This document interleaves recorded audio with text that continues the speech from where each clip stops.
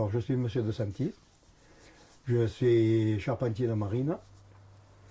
J'ai démarré dans le chantier à l'âge de 14 ans.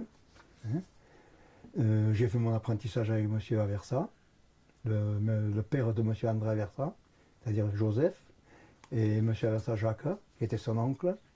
Voilà. Et j'avais deux possibilités. Soit apprendre un peu de mécanique, soit les bateaux, qui étaient ma passion. Il y avait un ouvrier qui travaillait ici, que je connaissais. Il a dit à ma mère d'aller le présenter chez monsieur Aversa. Et voilà, à l'âge de 14 ans, j'ai démarré ici. Mes parents n'étaient pas charpentiers ni rien, j'ai démarré comme ça à zéro. Voilà, j'ai appris sur le tas. Voilà, mon père travaillait au pont et chaussée. Ma mère n'avait pas d'activité, parce que bon, c'est une famille nombreuse. Elle avait eu du travail à s'occuper à la maison. Ça ou la mécanique, hein, j'ai eu l'opportunité de rentrer au chantier, c'est ce qui me plaisait beaucoup. J'en ai fait mon métier. Voilà, j'ai travaillé pendant 47 ans. Et quand j'ai fait mon apprentissage, puis j'ai été demi-ouvrier, puis je suis passé ouvrier. Et à la fin, j'ai vu M. Aversa dehors et j'ai acheté le chantier. Voilà, c'est M. Aversa qui m'a vendu le chantier. Je suis resté pendant 20 ans à mon compte. Je n'ai qu'un patron dans ma vie. C'était le chantier Aversa Frères. Donc il y avait Aversa Joseph, le grand patron. Il y avait Aversa Jacques, le frère. Voyez. Puis il y avait André Aversa. Il y avait Marc Aversa, François Aversa. Il y avait le comptable ici, Raymond Balbana. Il y avait M. Ouradour, Paul, qui travaillait ici. Et Lou Siri, hein. C'est celui qui m'a conseillé de venir voir pour rentrer au chantier. Voilà. On était une équipe quand même de 12 ouvriers à ce moment-là dans ce chantier, ce qui était énorme. C'était le plus grand chantier de la côte, quoi. On travaillait partout. Voilà. Après, M. Aversa a pris la retraite. Il s'est arrêté. C'est André qui a pris la succession. Et un jour, André Aversa s'est séparé. Il a acheté le petit chantier qu'il y avait à la plagette, chez les Camarottes, là-bas, à côté. Et il a monté sa société. Et moi, je suis resté ici, avec Marc Aversa. Voilà. Et là, nous avons construit des petits bateaux. Nous avons été les pionniers à la Grande Motte. C'est-à-dire qu'on préparait les bateaux ici, et on allait les monter à la Grande Motte, au chantier Saint-Jacques. C'est là qu'on a démarré pour la construction là-bas. Marc avait acheté un chantier là-bas, avait monté un chantier. Vous voyez. Alors comme on était les pionniers, on construisait les bateaux dans le sable, il n'y avait pas de hangar, il n'y avait rien. Et après alors il s'est fait le chantier Saint-Jacques.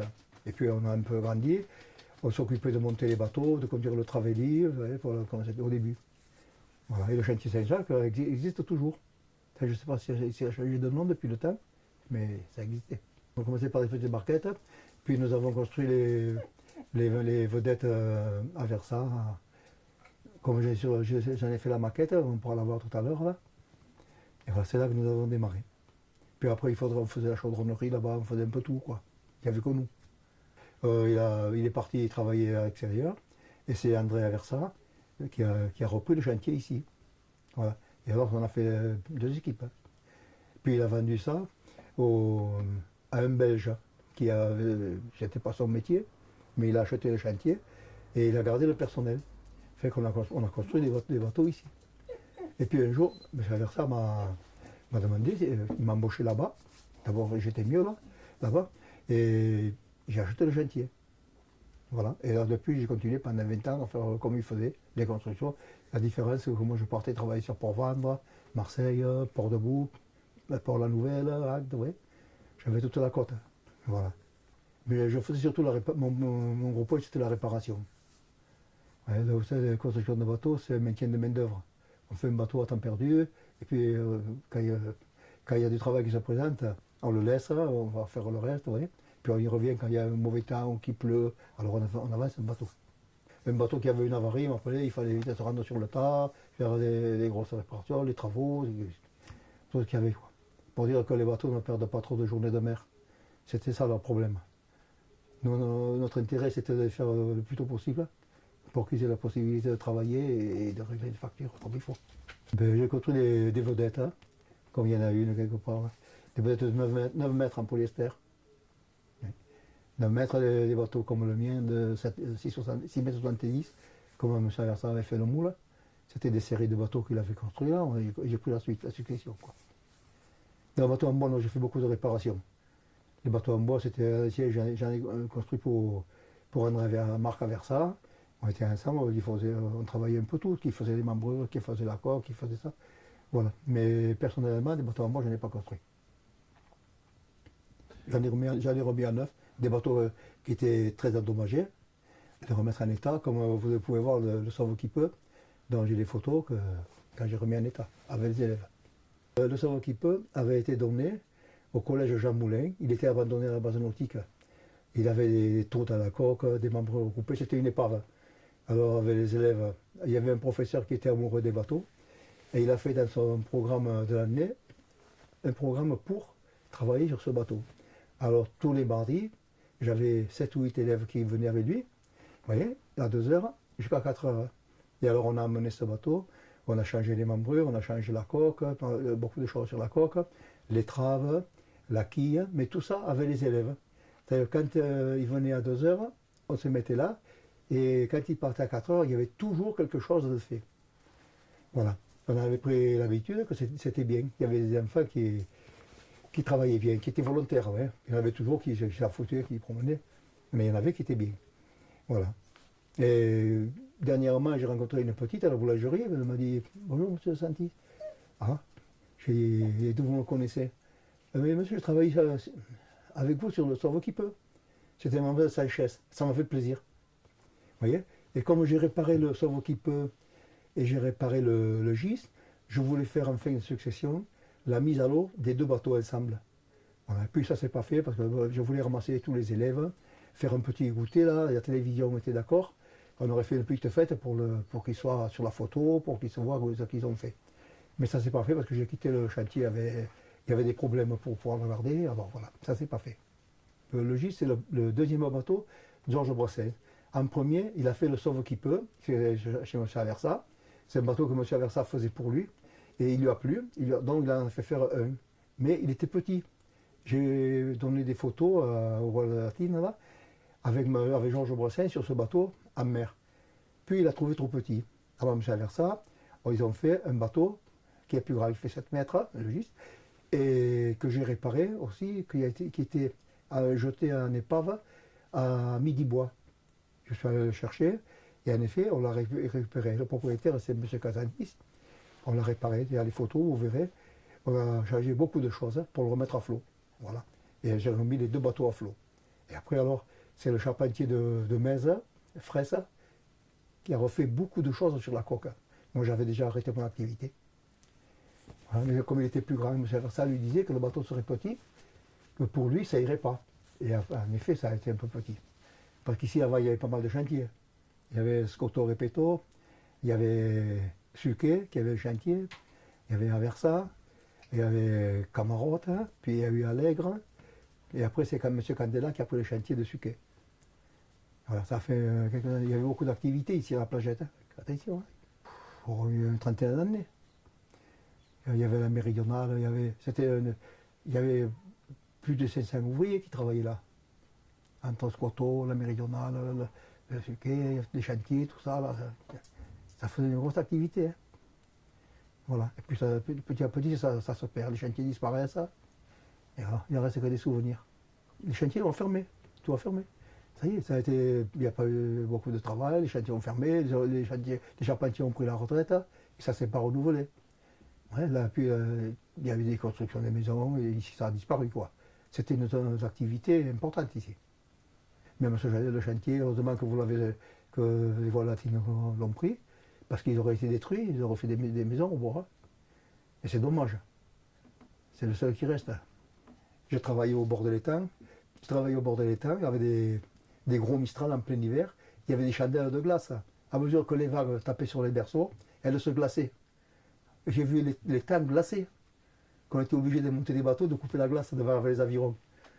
Ben, il ne faisait pas chaud. Voilà. Et ça a continué, ouais. Malgré ça, on est toujours là. Parce qu'à l'époque, il y avait beaucoup de bateaux. Hein.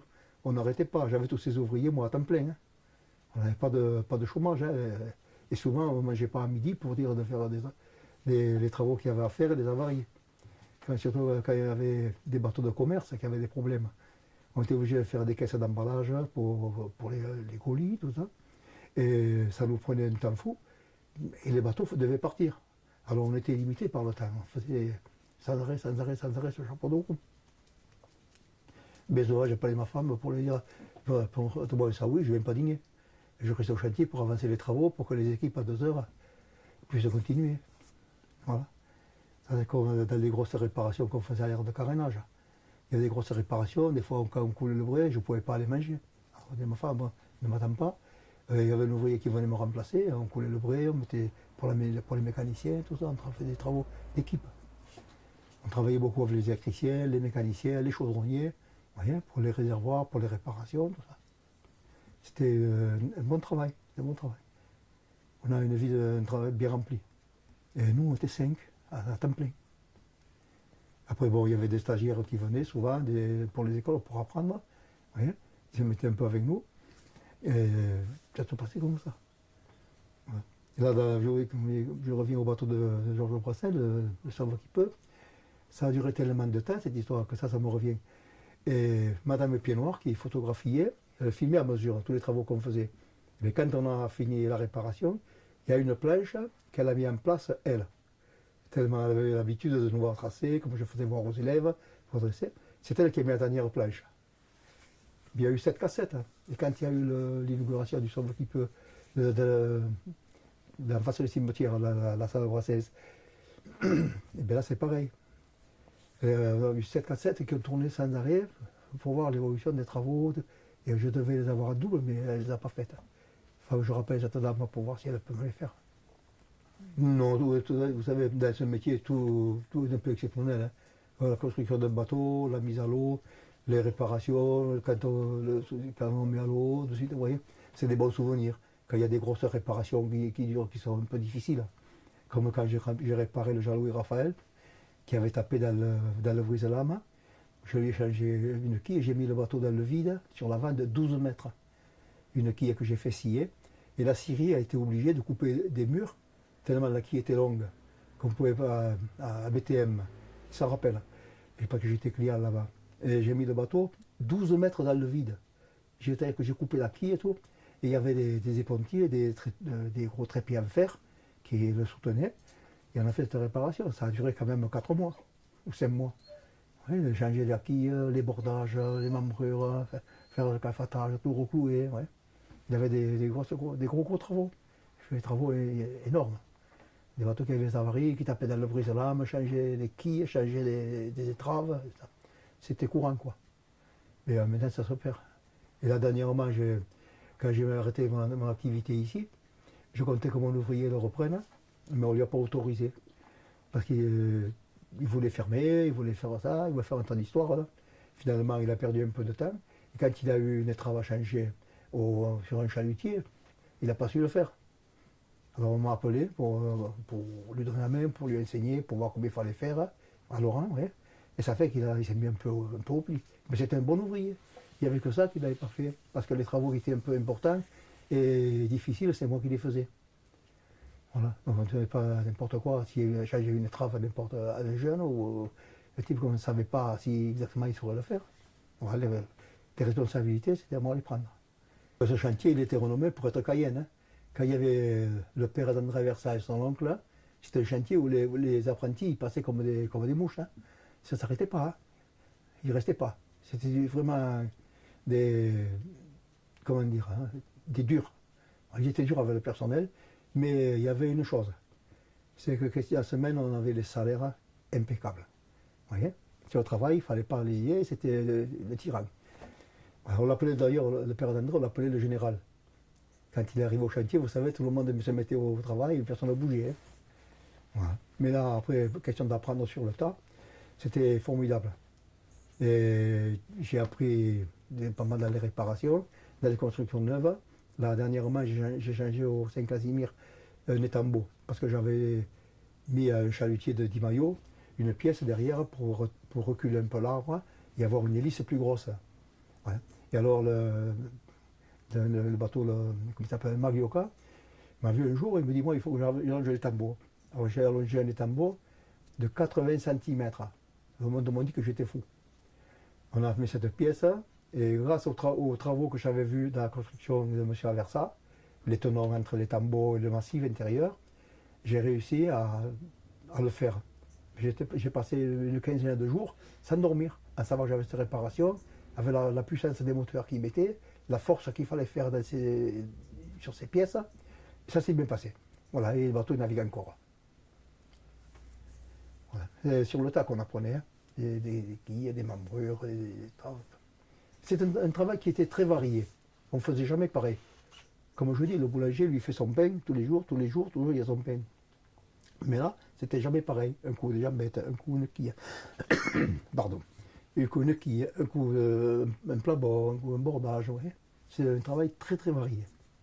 Oui, il fallait tout savoir. Voilà. On bien puis après, on s'est lancé dans le plastique. Hein. Il a fallu faire du plastique. Et c'était un dérivé de nos travaux, quoi. L'actualité principale, c'était le bois. Parce que devant le chantier, là, c'était plein de billets de bois. Tout le long, jusque là-bas. Le premier bordage que j'ai tracé, je me rappelle toujours, c'est un bateau qui avait une avarie, une péniche lui était rentrée dedans dans le canal. Alors on flouait, c'est un gros bateau. Et on l'avait mis à terre à la station, là, avec les grosses grues. Et alors le vieux Pierre, l'espagnol, là, il m'avait dit, trace la planche. Elle faisait 10 mètres. Trace la planche. J'avais fait un 2. Et alors j'ai tracé mon bordage. Et le lendemain, le bonhomme n'est pas venu. Alors André il me dit, bon, tu vas pas aller là-bas, parce que Pierre il n'est pas là. J'ai dit, André, c'est moi qui traçais la planche hier. Ah bon? Bon, ben allez, vas-y. Ouais, il m'a fait confiance, il m'a fait tracer ma première planche. Voilà, et ça a été très bien, ça a démarré. Donc, c'est les travaux qu'il faut prendre, il faut s'attarder, quoi. Il faut tenter de faire les choses. Parce que si vous attendez, vous restez toujours derrière, vous serez toujours à la remorque de quelqu'un. Ouais, il faut avoir la volonté de passer devant, de prendre l'initiative, prendre des responsabilités, comme de bouger des bateaux, les gros bateaux de 25 mètres qu'on construisait contre le hangar. Hein, il fallait les mettre au bord de l'eau, mais il fallait les monter. On les construisait du sol, à l'arrière, dans la terre pratiquement. Il fallait les monter de 2 ou 3 mètres pour pouvoir les mettre avec la pente des échelles. Mais ça, c'était un travail de Romain aussi. Hein. Il y a des galériens, là, il ne faut pas faire d'erreur, parce qu'un bateau par terre, c'est vite arrivé. Ils ont toujours sorti comme il faut. Voilà. D'ailleurs, c'est avant les chalutiers, quand il n'y avait pas l'air de carénage, ils venaient tous tirer ici. Tous les vendredis, on peut dire qu'on avait 2 chalutiers. Ouais, ils montaient le vendredi soir à l'eau. Il fallait faire vite. Alors, ils passaient les ponts, ils surveillaient, on mettait le suif à chauffer, on passait le suif sous les berceaux, parce que c'était encore des berceaux à suif. Et allez, on faisait partir. C'était les pionniers. C'est pour ça que j'en ai eu assez. Une fois, j'avais monté une catalane, elle avait une avarie. Alors j'avais échoué juste l'avant pour pouvoir faire cette avarie, reclouer un bordage qui était décloué. Et quand j'ai voulu le remettre à l'eau, j'ai bataillé pendant 2 heures, je ne suis pas allé manger. Je lui ai attendu que mes ouvriers arrivent, j'ai dit hop, c'est fini. Allez, maintenant berceau à roues. Et je refais les roues à tous les berceaux. Comme vous les voyez là, comme vous avez vu, j'avais 7 berceaux hein, pour tirer les bateaux à terre. Mais j'avais des commandes électriques qui est dans le treuil, et j'avais une commande électrique de 30 mètres, et j'allais au bord de l'étang. Et je pouvais commander mon treuil de là, tranquille. Ça a bien progressé. Hein. Des fois, quand il y avait un bateau où je faisais une bricole, les ouvriers partaient manger à midi, moi je finissais, hop, je le mettais à l'eau, on n'en parlait plus. Tout ça, je pouvais faire ce que je voulais. Voilà. Comme les gros bateaux quand ils tiraient, il fallait toujours être 2 ou 3, ou 4 même, 2 au treuil et 2 à bord. Mais ça se passait bien. Hein. Ça se passait bien. C'est une question d'habitude. Hein. Le seul problème, c'est quand il y avait du Mistral pour présenter le bateau, c'était un peu critique, quoi. Il ne fallait pas avoir peur d'abord, il fallait que le bonhomme ait confiance à la barre. Voilà. Alors, après, ça marchait bien. Hein. Avec les Mistral, on a englué des berceaux comme rien. Hein. Mais selon qui c'était, on ne le présentait pas. On attendait qu'il fasse meilleur, parce que là, c'est difficile. Même maintenant, j'apprends des choses que je disais, pardon. Ça je ne me rappelais pas, ou je ne me rappelle pas l'avoir fait, ou je ne me rappelais pas. Il y a des choses qui sont simples. Comme sur les barquettes, dernièrement, là, je devais mettre au petit bateau, à l'étrave, on mettait un enjoliveur. Vous voyez, à côté des étraves, la goutte qu'on appelle. Eh bien, j'ai eu ce problème de dire, comment ça se met ça? Le rond en haut, le rond en bas. Je ne l'ai jamais fait. Pourtant, c'est un clou à mettre. Vous voyez?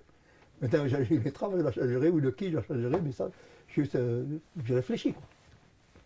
Je suis allé voir des bateaux, j'ai dit, ah oui, c'est comme ça, voilà, et ça y est, pas de problème.